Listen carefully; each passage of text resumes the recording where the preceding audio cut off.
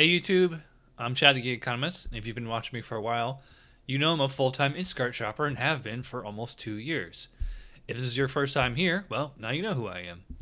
Usually I make videos about Instacart from the shopper's perspective, but this time I'm going to talk about Instacart from the customer's point of view, namely my own. If you're an Instacart customer, you might find this video helpful because it should give you some insight as to when it's appropriate to rate your shopper poorly. And if you're an Instacart shopper like me, you'll also find this video educational because you'll see what Instacart is like from the customer side of things. So let me tell you about the inadequate service I received today. I have an online class from 9:30 a.m. to 2:30 p.m. on Sundays, so I placed an order early that morning hoping it'd be delivered while I was in class. The earliest available delivery window was 3 to 5 p.m., but there was also the option for fast and flexible, which is basically Instacart's way of saying, we'll squeeze your order in somewhere, somehow. Since I'm an Instacart shopper, I actually watched for my order in the shopper app, and I was a little surprised to see that they had combined my order with 2 others into a triple batch, paying $27.06 for a total of 49 items and 58 units. This is actually a really big shop, and the pay on it seems a little low. I purposely ordered 2 cases of bottled water so that a heavy pay bump would be added, but there's no indication of it on this screenshot. I guess you have to order 3 cases of water for a heavy pay bump. Plus, I tipped 15%, hoping that if my order was a single batch, the payout would be worth it for most Instacart shoppers. I guess you could call this tip baiting, but I had no intention of pulling the tip after the delivery. Now that I think about it, Instacart probably combines multiple fast and flexible orders into double and triple batches in order to get them done as quickly as possible. If I had opted for a specific delivery window, chances are pretty good it would have been a single batch order. Once the shopper started working on my order, she didn't send me an opening message. This didn't bother me since it's not required, but it's something that I think makes for 5-star service. In fact, I have an entire video discussing this. I watched the app as she shopped and found it strange that she started refunding half my order. Now, I've shopped Aldi many times, and I know not everything is in stock all the time, but it's pretty rare that the store would be out of so many items.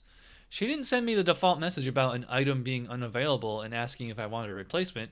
She just assumed I wanted a refund. By the way, I selected best replacement on all my items when I was selecting them.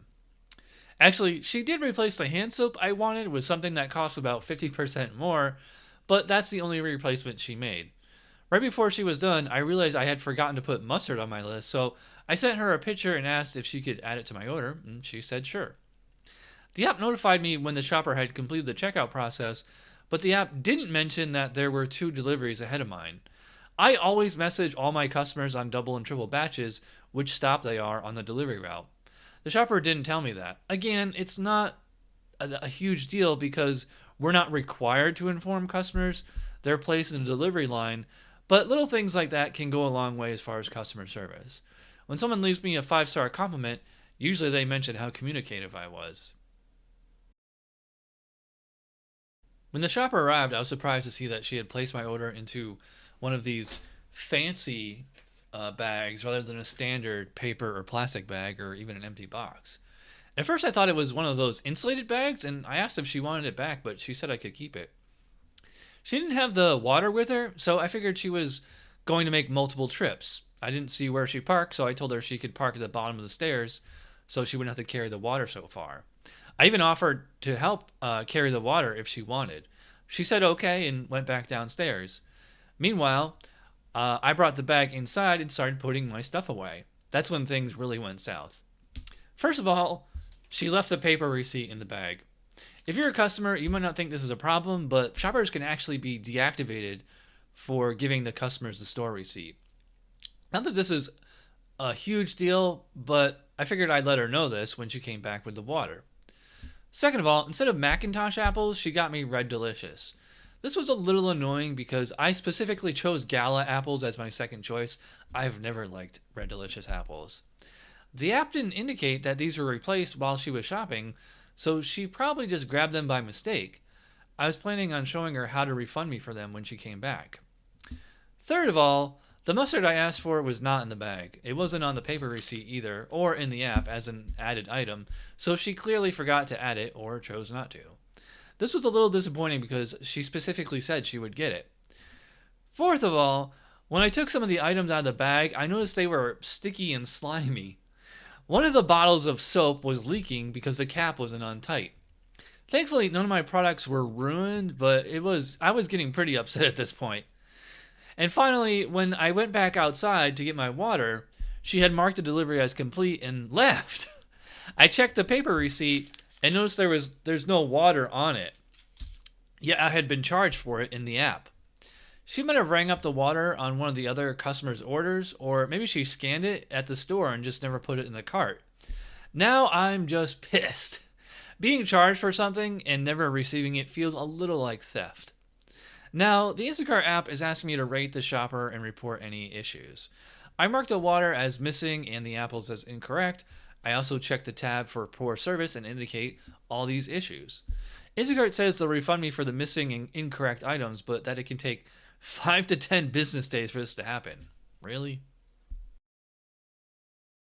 After I got out of class, I decided to go to Aldi myself and see if I could find the missing items. And sure enough, every single item that she replaced or refunded was in stock. This leads me to believe that she is probably a newbie and has little to no experience shopping large triple batches and or shopping at Aldi. If only I had made training videos on these situations, maybe she would have seen them and known what to do. Now I know what videos I'll be working on next. Whether you're an Instacart customer or a shopper, you can probably understand why I found this service to be unsatisfactory, to say the least. Most customers don't know that Instacart shoppers live and die by their rating. Instacart doesn't assign orders to specific shoppers. All available batches are thrown into an on-demand queue on a first-come, first-served basis. But the shopper's ability to even see what's available in the queue is dependent upon their rating. Perfect 5.0 shoppers see the highest-paying batches first and, of course, snatch them up quickly. Lower-rated shoppers are left with the scraps. And by lower-rated, I mean an overall average of 4.95 or below.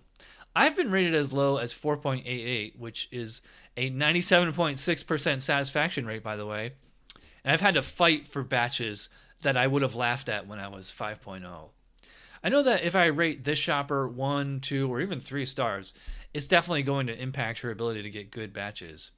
I could not rate her at all, but how will she learn from her mistakes? Perhaps other customers also had similar experiences as mine and rated her as low as well.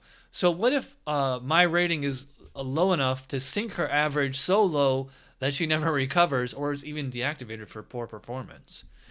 I believe Instacart gives new shoppers quite a bit of leeway and forgives some, if not all, of the low ratings they receive on their first 30 to 50 batches.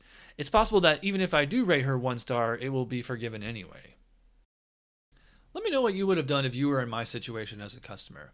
If you're an Instacart shopper, what would you have done differently if you were assigned my order? If you know you screwed up an order and get hit with the dreaded 1 star, how do you react? What changes should Instacart make to help prevent situations like this from happening in the first place? Maybe I'll make a video answering these questions someday. As always, if you watch all the way to the end, you are awesome. Be sure to check out some of my other videos about Instacart and the gig economy in general. If you're not a subscriber, why not become one? And click that bell icon, wherever it is, so you don't miss anything. Be sure to check me out on Facebook and Instagram, where I post stuff pretty much every day. Oh, and don't forget to check out my online shop at thegigEconomystore.ecwid.com.